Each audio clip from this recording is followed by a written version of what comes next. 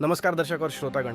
हिंदी कहानी के इस नए वीडियो में आपका स्वागत है। आज के वीडियो में मैं मोटिवेशनल कहानी अपने लक्ष्य कैसे निर्धारित करें लेकर आया हूँ। कहानी को अंत तक सुनकर साथ दीजिएगा। एक समय की बात है, एक छोटे और शांत गांव में संजय नाम का एक युवक रहता था। वह प्रतिभाशाली, ऊर्जा से भरपूर और कई सपनों से भरा हुआ था। लेकिन एक समस्या थी, उसे यह नहीं पता था कि किस पर ध्यान केंद्रित किया जाए। हर दिन वह कुछ नया शुरू करता, लेकिन उसे कभी खत्म नहीं करता था।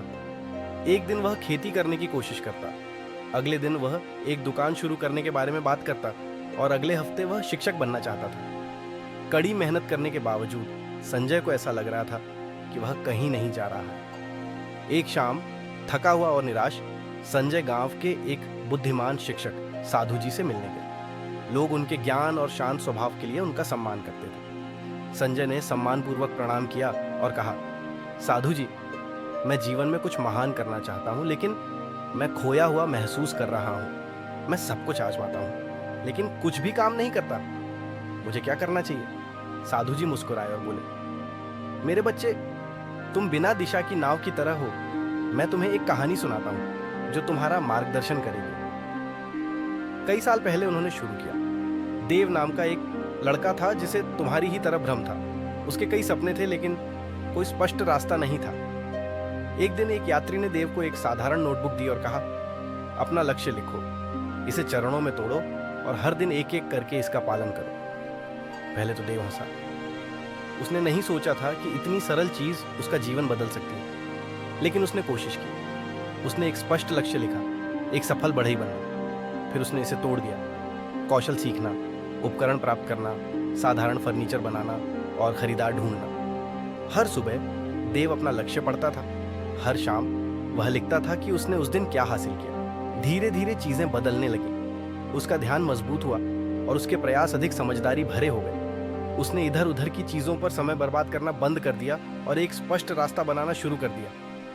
1 साल के भीतर देव ने अपनी छोटी सी दुकान खोल ली। 2 साल में आसपास के गांवों के लोग उसका फर्नीचर खरीदने आते थे और 5 साल में उसने अन्य युवाओं को प्रशिक्षित किया जो कभी उसकी तरह ही खोए हुए थे।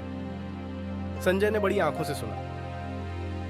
तो सिर्फ एक लक्ष्य लिखना और छोटे छोटे कदमों का पालन करना सब कुछ बदल सकता है? साधु जी ने सिर हिलाया। हाँ मेरे बेटे, लक्ष्य तुम्हारी ऊर्जा को एक दिशा देते हैं। उनके बिना तुम्हारा प्रयास बिखर जाता है, लेकिन उनके साथ तुम्हारे कार्य शक्तिशाली हो जाते हैं। उन्होंने आगे कहा, एक अच्छा लक्ष्य निर्धारित करने के लिए 3 बातें याद रखो। 1, इसे स्पष्ट करो, जानो कि तुम वास्तव में क्या चाहते हो। 2, इसे छोटे छोटे चरणों में तोड़ो, एक ही दिन में पहाड़ चढ़ने की कोशिश मत करो।